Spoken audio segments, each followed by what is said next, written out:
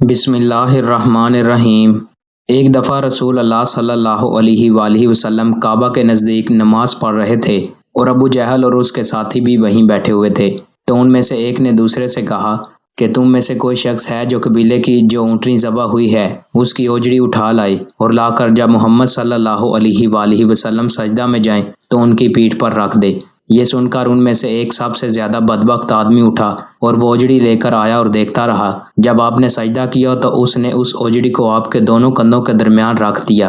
عبداللہ بن مسعود کہتے ہیں میں یہ سب کچھ دیکھ رہا تھا مگر کچھ نہ کر سکتا تھا، کاش اس وقت مجھے روکنے کی طاقت ہوتی۔ عبداللہ کہتے ہیں کہ وہ ہنسنے لگے اور ہنسی کے مارے لوٹ پوٹ ہونے لگے اور رسول اللہ صلی اللہ علیہ وآلہ وسلم سجدہ میں تھے، بوجھ کی وجہ سے اپنا سر نہیں اٹھا سکتے تھے، یہاں تک کہ فاطمہ رضی اللہ عنہما آئیں اور وہ بوجھ آپ کی پیٹھ سے اتار کر پھینکا۔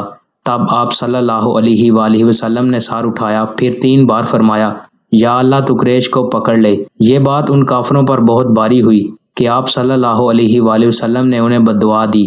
عبداللہ کہتے ہیں کہ وہ سمجھتے تھے کہ اس شہر مکہ میں جو دعا کی جائے وہ ضرور قبول ہوتی ہے۔ پھر آپ نے ان میں سے ہر ایک کا جدا جدا نام لیا کہ اے اللہ ان ظالموں کو ضرور ہلاک کر دے۔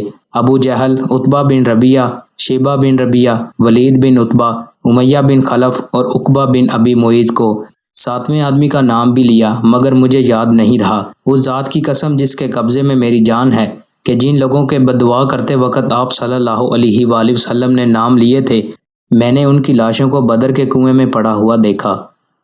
دوستو مزید اچھی ویڈیوز کے لیے چینل کو سبسکرائب لازمی کریں۔ بہت شکریہ۔